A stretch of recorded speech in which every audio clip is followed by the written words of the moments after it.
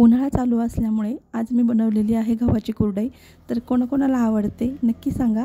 आणि बघा किती पांढऱ्या शुभ्र अशा बनलेल्या आहेत, त्यामुळे व्हिडिओ स्किप न करता शेवटपर्यंत नक्की बघा। हाय फ्रेंड्स, मी अश्विनी। तर आणखीन एका नवीन व्हिडिओमध्ये तुमचे स्वागत आहे। तर आता उन्हाळा चालू आहे, तर मी बनवणार आहे कुरडया। तर गव्हाच्या कुरडया बनवण्यासाठी मी 1 किलो गहू 3 दिवस भिजत घातले होते आणि रोज सकाळी त्याचं पाणी बदलत होते। स्वच्छ पाण्याने धुवून परत दुसरं पाणी टाकत होते। तर आता 3 दिवस झालेले आहेत।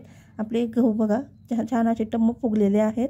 तर ते आता आपण त्याचा चिक काढून घेणार आहोत कुरडया बनवण्यासाठी। तर बघा असा छान चिक निघत आहे। तर गहू आपण टाकून घेतलेले आहे, त्यात वाटण्यासाठी थोडं पाणी टाकूया। तर आपण हे मोठं मोठं वाटून घेतलेलं आहे गहू, हे बघा जास्त पातळ नाही केलं। आणि आता ह्या पातेल्यात पाणी घेतलेलं आहे, त्या पाण्यामध्ये आपण टाकून घेऊ।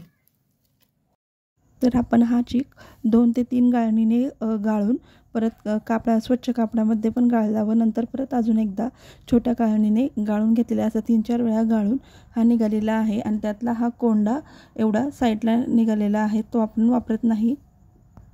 इथे आपला चिक कुकरचा एक डब्बा फुल भरलेला आहे, तेवढंच आता आपण पाणी पण घेणार आहोत की जेवढा चिक असेल तेवढंच पाणी घेत आहोत इथे। तर बघा या डब्याने मापलेलं आहे। आणि आता आपण चुलीवरती हे पाणी तापायला ठेवणार आहोत। बघा छान अशी चूल पेटलेली आहे, बरोबर तेवढाच डब्बा आपण पाणी तापायला ठेवलेला आहे। आणि पाण्याला छान उकळी आल्यावरतीच मग आपण ते चिक टाकणार आहोत। तर बघा उकळी आल्यानंतर आपण हा चिक सगळा टाकलेला आहे आणि त्यामध्ये थोडे पांढरे तीळ आणि मीठ घातलेलं आहे। तर बघा चिक शिजलेला आहे पूर्णपणे छान असा। आणि आता आपण कुरडया टाकून घेऊया। तर आपण ह्या कुरडया करून घेऊया। यामध्ये कुरडया करण्यासाठी माझ्या बहिणीची खूप अशी मदत झालेली आहे।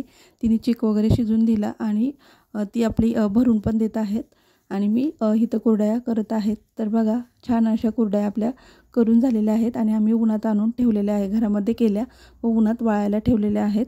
तर 1 किलोमध्ये जवळजवळ 60 कुरडया झालेल्या आहेत आणि ह्या बघा वाळल्यावरती छान अशा झालेल्या आहेत। आता ह्या चांगल्या प्रकारे वाळलेल्या आहेत, तर आपण त्या कशा होतात तळून कशा होतात ते आपण पाहूया। त्यामुळे आता इथे मी तेल गरम करायला ठेवलेलं आहे। तेल तापले का बघूया आपण आता। छान असं तेल तापलेलं आहे, आता आपण ह्या कुरडया तळून घेऊया। तर बघा किती छान पांढऱ्या होतात। तर फ्रेंड्स आपली कुरडई किती कुरकुरीत झाली ते बघूया। बघा एकदम छान असा कुरकुरीत झालेली आहे बघा, आणि टेस्टी पण खूप आहे।